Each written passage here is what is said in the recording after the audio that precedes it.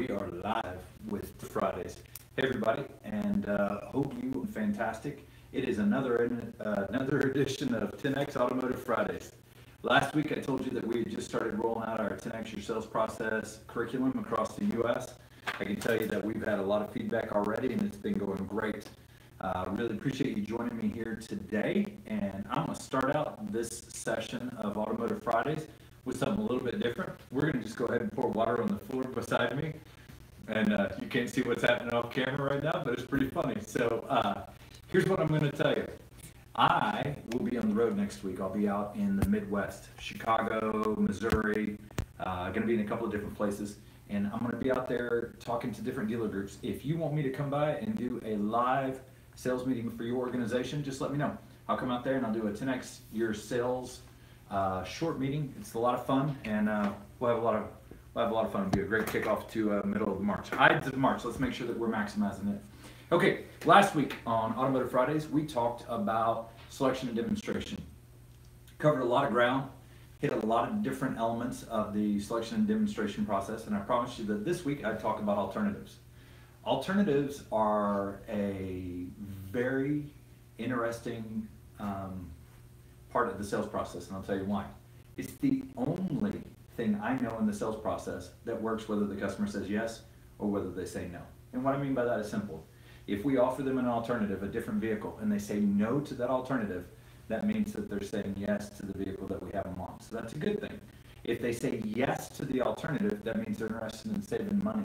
So, well, that's a good thing too. So let's go over and show them the alternative. So we're going to get into the alternatives. I'm going to grab my handy dandy Leading Practices library so we can take a peek at what we got going on. We've got the 10X Leading Practices library. So last week we were telling you about some client expectations, right? Let's just revisit those real quick in the selection and demonstration. Salesperson will provide them information about the vehicle and allow them to take a test drive when they're ready. Pretty simple. We know, I said it last week, but I'll say it again. We know that when a customer shows up to the dealership, that's the single most important part of their decision-making process, whether they're doing it online or on the phone or on the lot. It has to be right here. That's what they're telling us. Okay, advertised specials are clearly marked and easy to find, and you as a salesperson know where they are and know what those ad specials are. It's a critical piece. We don't want to be a statistic where a customer comes in on a national ad and we don't have any idea what that is. Okay, the appraisal process will include them. It will be fair, and the valuation of the present vehicle will be justified logically using a third-party validation. That's critical. We talked about that before, but that's gonna carry on into the selection and demonstration process. And that dealership personnel are aware of current dealer and manufacturer's incentives. You got to know what's going on, right? You have to know what's going on. Don't be the mushroom. Okay, so let's look at this. Let's look at alternatives. What is an alternative, you say? Well, that's a great question. We can offer alternatives many different ways. We can offer an alternative from a model up to a model down. We can offer an alternative from a package, so package up to a package down. We could offer a brand alternative, so new to a different brand. We could offer an alternative from new to a certified pre-owned. We can even offer an alternative from CPO to a used, or even used back up to new.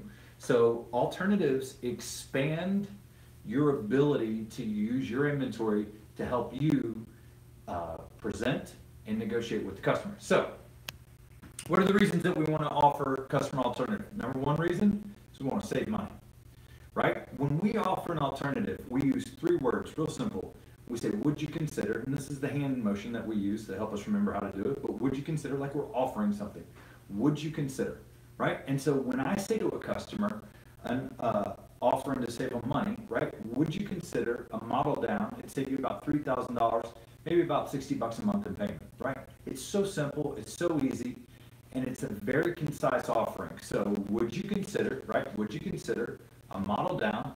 Save you about $60 a month in payment, about $3,000, right? The customer has a very simple choice, yes or no, right? If they say yes, what do? Well, we take them and we show them that vehicle because obviously the money is important to them.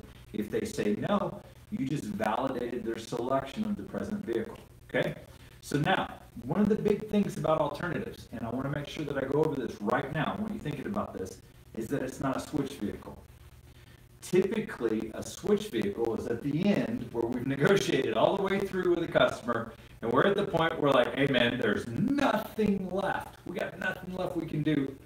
We need you to say yes. And they're like, no, I can't, it's too much. And we say, okay, well, you need to go buy this because you can't afford this car. Well, at that point in time, we're creating a lot of animosity with the customer. We don't want to do that. We want to make this really simple. We want to make it very engaging. How do we do that? We say, would you consider model down? It's going to save you $3,000, maybe as much as $60 a month in payment. Customer says yes or no. They say yes, we take them and show them that alternative. That's saving them money, right? They say no, guess what? We stay on the new vehicle, keep doing our double dollar demonstration. So, did it work if they say yes? Yeah, it worked because you know you're on the wrong car and they're interested in saving money. Did it work if they say no? Yes, because we're on the right car and we're heading in the right direction. So offering to save money is a huge thing, okay? It saves the buyer face by allowing them to go to a lower money down, right? A lower down payment, a lower monthly payment, a lower price. It's really simple. When I offer that alternative and the customer says yes, it's putting them in a position where they're in control of what they're paying, right? Mentally, that's what they're doing. So this is a huge thing. Okay, what else does it do? It tests the buyer's commitment. This can be used as a trial close, right? When I say, would you consider one just like this without the sunroof? It'd save you about $1,500, maybe $30 a month. No, Derek, I really want the sunroof, right? We just did a trial close. We know we're on the right vehicle, and we know that the $1,500, the differential between a sunroof car and one without, is worth it to that customer. That's value add right there, right? We just established the value. Okay, it sets up the negotiations. There's 3 places that we want to use an alternative on the lot. So the first place is before I actually go out into the inventory, right? I've established what the customer's interested in. I'm getting ready to show them their first vehicle. I'm going to offer them an alternative at that moment in time. It can be a model down, it can be a certified pre-owned, depending on your dealership, okay? But this is usually the largest savings that we're going to offer somebody. So $4,000, maybe save you $800 a month in payment. The guy's like, nope. So I go out and I start looking at the inventory, right? We find a vehicle that they like, and I say, hey, by the way, we've got a package down, right? It's a 24F instead of a 26F. They'll save you about $2,000, maybe $2,500, maybe $40, $50 a month in payment. Nope, I really like the 26F. Excellent. So now we take it for a test drive. We come back from that test drive and we park the vehicle. And I'm able to ask them one more time, hey, by the way, we've got one with equipment down, right? This is a small alternative now, right? A smaller alternative. Maybe it's got 18-inch wheels instead of the 20-inch wheels. It's going to save them $1,000. It's $20 a month. No, I really like the 20-inch wheels. So both of the things that we told them, the package differential and then the equipment differential, both they said, no, I really want this car. So they're telling you they're willing to pay for those features, right? So no, I want this car. So what did I just do is I set the floor for the negotiations. Basically, I said, if you want more than $1,000 off the price we quote you, we're on the wrong car. If you want more than $2,000 off the price we quoted you, you're on the wrong car. If you want more than $4,000 off the price that you want, well, we need to go look at that certified pre-owned, right? So I've set all of this up before I've even engaged in the negotiation experience. Think about how that changes the interaction with the customer. It's a completely different thing than what we do a lot of times, okay? So alternatives also satisfy the customer's need to shop, right? So they're in. We know right now that customers are more model specific than they've ever been in the past. They've done that 8 hours of research on the internet before they came in on a used car. They've done that 7.5 hours of research on the new car, right? They've already done all that research. They're here, they're model specific. That's good, but we still need to offer the alternatives because having that customer be able to physically shop while they're at the dealership is going to change their interaction with you, okay? They don't have to go look at it, but it's just the offer. It's making them consider it. Hey, would you consider that certified pre-owned? Nope, really like the new one. Would you consider that model down? Nope, really like this model. Would you consider this equipment down? Nope, really like this equipment. Good. So we've let them shop by negatively removing the other pieces from the process. They don't need to go look at them now. They don't need to go look at that certified pre-owned. They don't need to go look at the model down. They don't need to look at the equipment down. They know what car they want, right? So it's really satisfying that need to shop, and ultimately it's going to build value and growth. So I talk about this a lot with salespeople. Let's think about this. How are we actually building in gross to what we're doing? Well, One of the things that we want to be aware of is that if the only thing that we can compete on is the actual price of the vehicle, right, we're going to have a hard time because everybody's pricing them the same now, right? So we want to make sure that we are using that choice to find the right vehicle for the customer and establishing the value with the alternative in regards to the equipment, the package, and the certified pre-owned so that we can protect our pricing, okay? It really does protect your gross. And I can tell you this, if a customer goes from a new car to a certified pre-owned or a certified pre-owned to a new car, you've just opened up a whole new alternative of how you can present those figures and negotiate and build maximum value and maximum gross profit, okay? So those are some big things. So let's look at this, real simple. Hey, would you consider, right? Would you consider model down? It's gonna save you $3,000, be about $60 a month in payment, right? It's so simple. And it's a yes or a no. If they say yes, what do we have to do? We got to take them out. We got to show them that model down. Now, to do this successfully, there's something that's very important. You got to know your inventory. You can't offer alternatives if you don't know what your inventory is. If you don't know that you've got 24Fs instead of 26Fs, and that 24F is going to save $3,000, you're going to be in trouble. If you don't know that you have certified pre-owned that are like new, balance of the factory warranty, low miles, that are going to save you $4,000, you're going to be in trouble. You can't offer the alternative. So it's absolutely critical that you make sure that you are paying attention to your inventory on a daily basis, right? You got to know it. That's what a professional does. So would you consider model down? It's going to save you $3,000, maybe $60 a month in payment. So simple. Everybody can do that. All right. What about a package up? Okay, why would we offer a package up, right? A lot of times when we talk about this, the alternative is seen as only going down. Now, one of the things that we know is that most salespeople take the approach that they try and sell the most expensive car because that's where the most profit is. It's not always true, right? The most profit is in the deal that fits the best for the customer and is the right vehicle for the customer. So what we have to do is we have to find that right vehicle. So how do we do that? Well, we can offer a model up. Hey, would you consider? It would move you up to 2018. The price would be this, and it would affect your monthly budget by $60 a month. So simple, same direction, or it's the same thing, just in the opposite direction of the money down. All right, new to used. Hey, would you consider that certified pre-owned? It's low miles, light new, balance of the factory warranty. Save you $5,000, maybe $100 a month in payment. Nope, you want the new one? Excellent choice. Come on, follow me, right? So again, all of these things are just simple and easy offers to the customer. Another critical piece about alternatives. We're not selling anything here. This is a conversation. Would you consider? That's it. That's all it is. Would you consider? We're making an offer. The customer says yes or no. It doesn't matter to us because we keep moving forward, okay? Don't try and convince them to do the deal. Don't oversell it. Oh, the certified pre-owned, it's so perfect. And right, you can sell it if they say yes. Don't do that in the beginning. All right. So let's look at a couple other things here on alternatives that I think are important, right? Here's a couple things that I want you to remember. When we offer an alternative, what we're doing is we're trying to improve the buyer situation. That's what we're really offering them, right? Is improving the buyer situation. So don't think about the alternative in just a simple, did they say yes or no? Because it's immaterial, right? Our offer to improve their situation sets us out as unique in the market space. They don't hear this from car salespeople. They don't hear them saying, hey, can I save you some money, right? That's not what they're used to hearing. So when you offer that, you're really making yourself unique, okay? Declining to consider the alternative is just as significant as them accepting it.